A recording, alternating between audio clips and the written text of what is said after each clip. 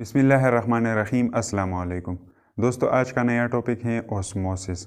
आज के लेक्चर में हम ओस्मोसिस के बारे में पढ़ेंगे। तो सबसे पहले आते हैं डायग्राम की तरफ। ओस्मोसिस को एक्सप्लेन करने के लिए यहाँ पे सबसे पहले हमने ले लिया है एक बड़ा सा बीकर। ये क्या है? एक बड़ा सा बीकर है और इस बीकर के दरमियान वाले रीजन पर हमने यहाँ पे लगा दिया है एक मेम्ब्रेन। यहाँ पे हमने क्या कर दिया? एक मेम्ब्रेन लगा दिया। और ये मेम्ब्रेन किस तरह मेम्ब्रेन है? ये सेमी परमिएबल मेम्ब्रेन है। सेमी परमिएबल मेम्ब्रेन किस तरह मेम्ब्रेन होती है? ये एक ऐसी मेम्ब्रेन होती है जो बाज़ चीज़ों को ये अलाउ कर देती हैं, अपने आप से गुजर जाने की इजाज़त देती है और बाज़ चीज़ों को ये इजाज़त नहीं देती। ऐसी मेम्ब्रेन को सेमी परमिएबल मेम्ब्रेन कहा जाता है। तो सेमी परमिएबल मेम्ब्रेन लगाने के बाद ये बीकर दो पोर्शन में डिवाइड हो गया। एक पोर्शन ये हो गया, ये एक दूसरा पोर्शन ये हो गया। अच्छा, नेक्स्ट हम क्या करते हैं? तो सपोज़ करें इस पोर्शन में हमने क्या कर दिया? पानी डाल दिया। और इस पोर्शन में भी हमने क्या कर दिया? पानी डाल दिया। अच्छा, नेक्स्ट हम क्या करते हैं? यहाँ पे सपोज़ करें हमने सोलूट डाल दिया, सोलूट। और ये सोलूट फॉर एग्ज़ाम्पल कितना है? फॉर एग्ज़ाम्पल ये 50 ग्राम सोलूट है।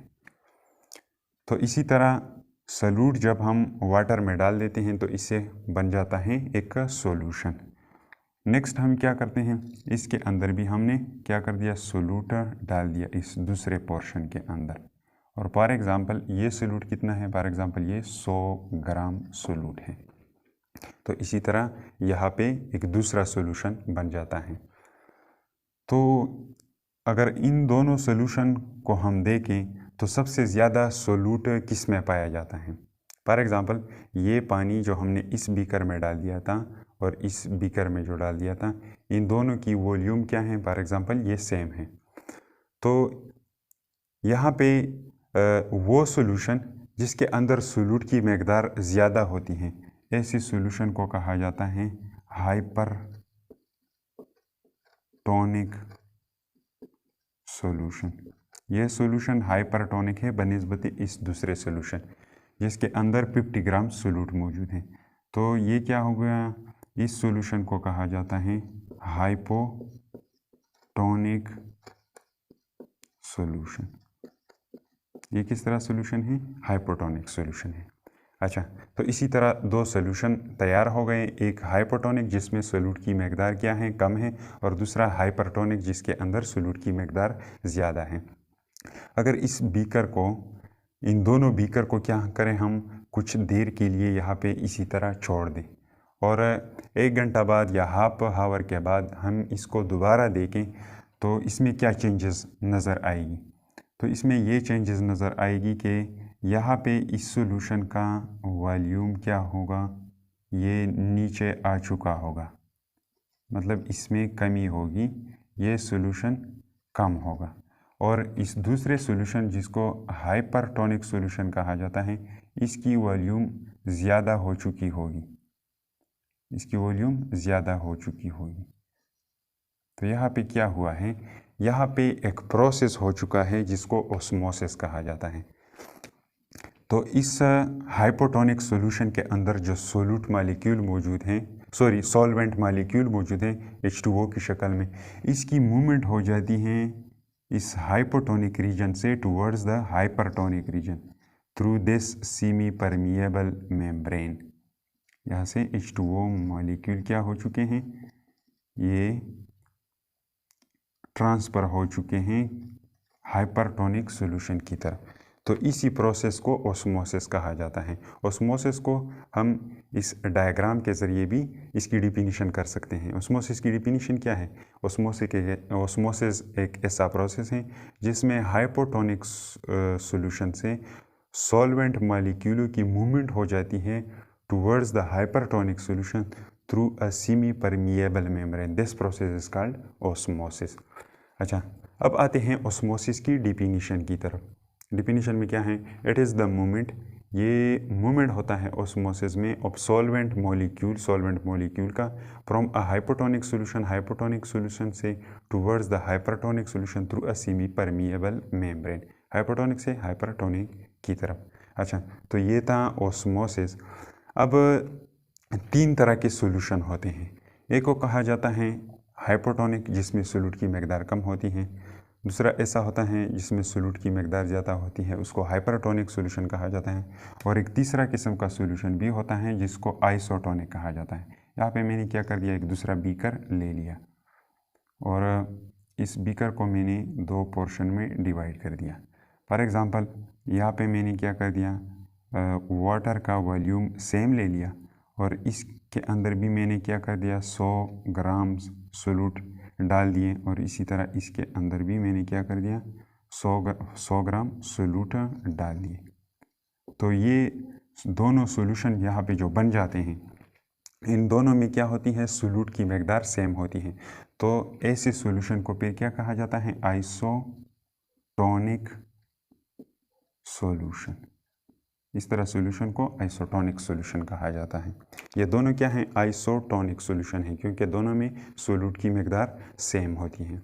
अच्छा, अब आते हैं और सेल को स्टडी करते हैं कि हाइपोटोनिक सॉल्यूशन में और हाइपरटोनिक सॉल्यूशन में और साथ में आइसोटोनिक सॉल्यूशन में जब हम सेल डालते हैं तो उस पर क्या क्या इफ़ेक्ट होता है।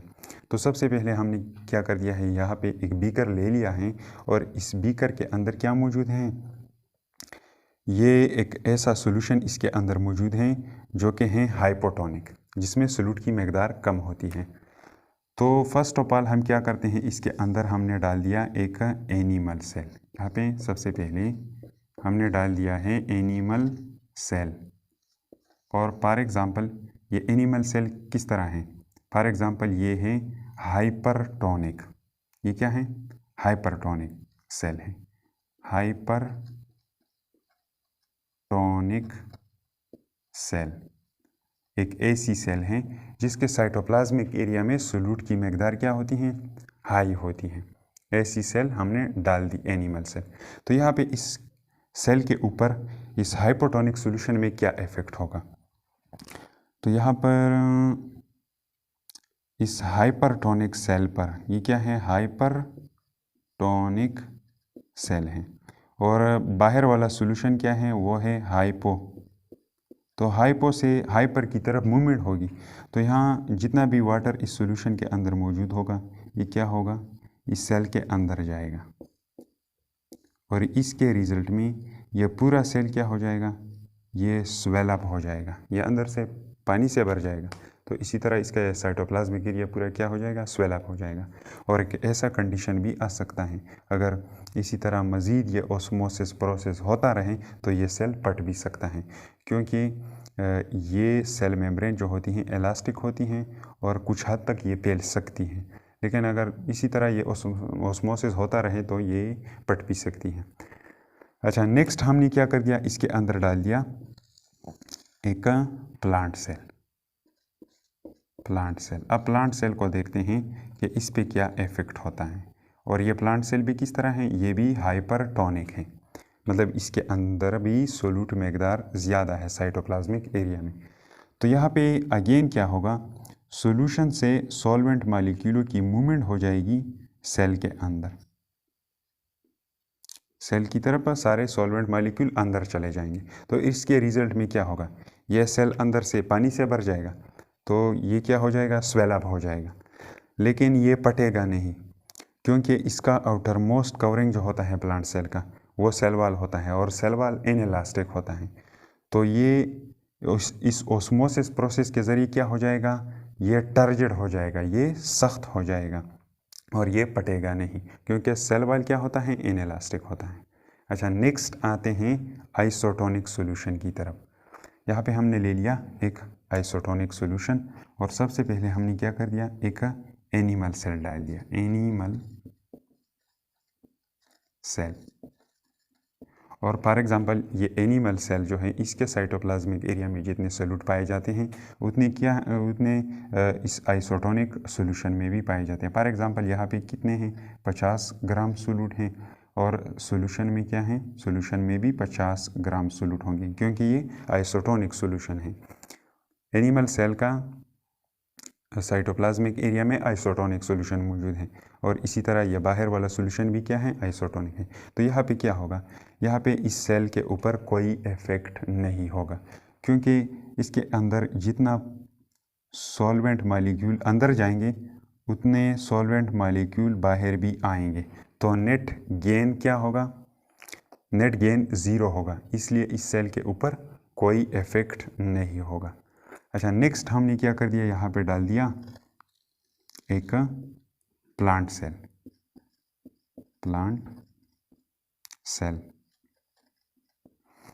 और ये प्लांट सेल किस तरह है? फॉर एग्जांपल ये भी आइसोटोनिक कंडीशन में है। सॉल्यूशन के साथ ये किस तरह है? आइसोटोनिक कंडीशन में। तो सबसे पहले यहाँ पे क्या होगा, इस सेल के अंदर जो सॉल्वेंट मॉलिक्यूल होंगे वो थोड़े से बाहर आएंगे, क्योंकि plant cell already turgid condition में होती है। प्लांट सेल क्या होती है? टर्जिड कंडीशन में, थोड़ी बहुत टर्जिड कंडीशन में होती है। तो इससे small amount of solvent molecule बाहर सॉल्यूशन की तरफ आएंगे। तो फिर ये क्या हो जाएगा, ये थोड़ा सा ढीला हो जाएगा, प्लेसेड हो जाएगा।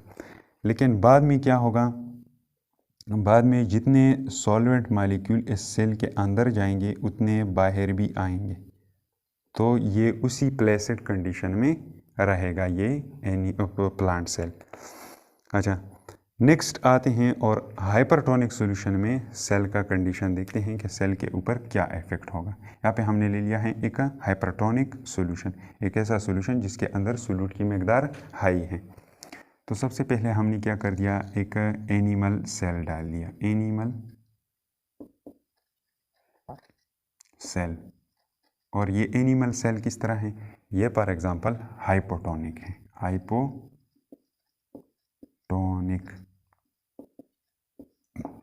किस तरह सेल है? Hypotonic cell. तो यहाँ पे क्या होगा, ये सेल किस तरह है? हाइपोटोनिक है, हाइपो है, और सॉल्यूशन किस तरह है? Hypertonic, hypertonic.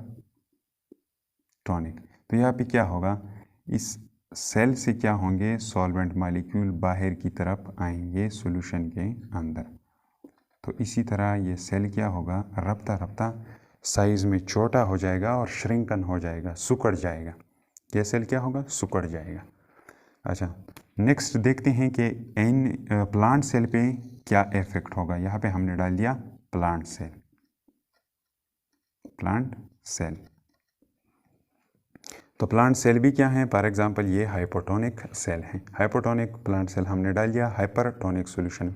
तो यहाँ पे क्या होगा, इस प्लांट सेल के वैक्यूल वगैरह में जो पानी होगा वो बाहर आएगा साइटोप्लाज्मिक एरिया में, फिर साइटोप्लाज्मिक एरिया से ये पानी किया हो जाएगा, ये सॉल्वेंट मॉलिक्यूल ये बाहर आएंगे सॉल्यूशन की तरफ। तो इसी तरह ये सेल भी क्या हो जाएगा, श्रिंकन हो जाएगा।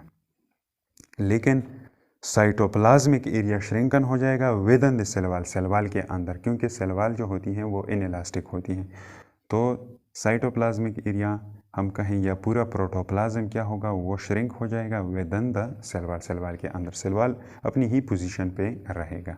अच्छा, अब आते हैं इन सबको क्या करते हैं, रिवाइज करते हैं। सबसे पहले क्या है, hypotonic solution. When a hypertonic cell, hypertonic cell हमने क्या कर दिया, as place in a hypotonic solution. Hypotonic solution में जब हम रखते हैं, the rate of movement of H2O molecular to the cell is more, cell की तरफ H2O मालिक्यूल क्या होंगे, वो ज़्यादा, उसकी मूवमेंट का रफ्तार क्या होगा, ज़्यादा होगा। इन सच कंडीशन, इसी तरह के हालात में एनिमल सेल स्वेल, जानवरों को जो सेल होता है वो स्वेल अप हो जाता है एंड रप्चर, और में रप्चर, और ये पट भी सकता है अगर इसी तरह ये ऑस्मोसिस प्रोसेस होता रहे। वाइल प्लांट सेल, जबकि plant cell become turgid, plant cell सख्त हो जाती है due to cell wall, cell wall की वजह से, क्योंकि सेल वाल पड़ता नहीं। नेक्स्ट देखते हैं isotonic solution. When isotonic cell is place in isotonic solution, isotonic cell हमने डाल दिया आइसोटोनिक सॉल्यूशन में, there will be no change, यहाँ पे कोई तब्दीली नहीं होगी एनिमल सेल में, because the rate of osmosis, क्योंकि ऑस्मोसिस का जो स्पीड है वो क्या है, in and out is equal, बाहर की तरफ और अंदर की तरफ क्या है, इक्वल है।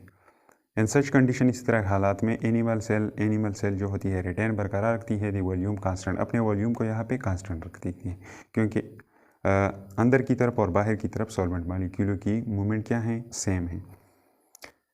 नेक्स्ट क्या है, वाइल प्लांट सेल, जबकि प्लांट सेल बिकम प्लेसेड, ये थोड़ी सी सुकड़ जाती हैं या डीली हो जाती हैं, बिकॉज द नेट अपटेक, जो कि मजमूई अपटेक है of water is not enough to make the cell turgid, क्योंकि सबसे पहले इससे पानी बाहर आएगा, फिर इसके अंदर इतना पानी नहीं जाता है कि ये दोबारा क्या हो जाएगा, टर्जिड हो जाएगा। इससे पानी वापस भी बाहर सॉल्यूशन की तरफ आता है, इसलिए ये उसी प्लेसेड कंडीशन में रह जाती है। नेक्स्ट आते हैं हाइपरटोनिक सॉल्यूशन की तरफ। व्हेन हाइपोटोनिक सेल, जब एक hypotonic cell is placed in hypertonic solution, hypertonic solution में जब हम इसको रखते हैं, water move from the cell, cell से पानी जाता है आउट बाहर की तरफ बाई ओस्मोसिस, ओस्मोसिस के जरिए एनिमल सेल श्रिंक हो जाती है इन साइज में, एंड और plant cell cytoplasm shrunken within the cell wall, और प्लांट सेल का साइटोप्लाज्म श्रिंकन हो जाता है within the cell wall. ये था ओस्मोसिस।